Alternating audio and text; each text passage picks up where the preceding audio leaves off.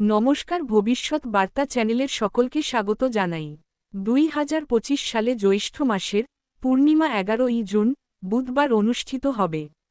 পূর্ণিমা তিথি 10ই June সকাল 11:35 শুরু হবে আর 11ই জুন দুপুর রাত 1:13 শেষ হবে।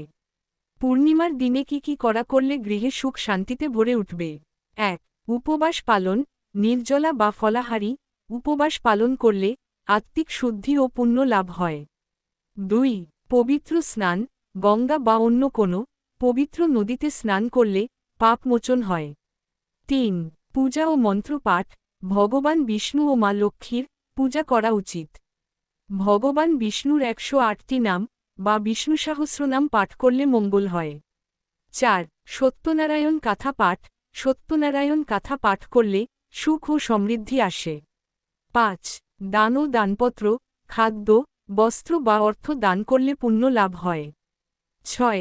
কৌড়ি পূজা, মা লক্ষ্মীর ছবিতে 11টি কৌড়ি চড়িয়ে তাতে হলুদ দিয়ে তিলক করে পরবর্তী দিন তা তিজোরিতে রাখলে আর্থিক সমৃদ্ধি আসে। 7. দুধ ও মধু দিয়ে চন্দ্রদেবকে অর্ঘ্য দেওয়া, স্বামী স্ত্রী একসঙ্গে চন্দ্রদেবকে দুধ ও মধু মিশিয়ে অর্ঘ্য দিলে দাম্পত্য জীবনে সুখ আসে। পূর্ণিমার দিনে কি এড়িয়ে চলা উচিত? 1.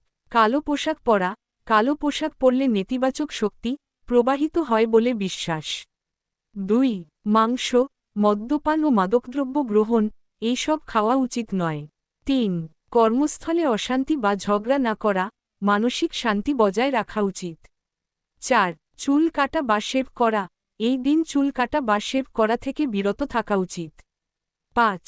বাড়ি অন্ধকার রাখা, বাড়ি অন্ধকার রাখা উচিত নয়, কারণ মা লক্ষ্মী অন্ধকারে বাস করেন না। বিশেষ টিপস: বটগাছের নিচে পূজা করলে ব্যবসায় উন্নতি হয়। কুয়েতে 1 চামচ দুধ দেওয়া শুভ। স্নান ও দানপূজা সকাল 7:30 থেকে সকাল 10:30 পর্যন্ত শুভ সময়ে।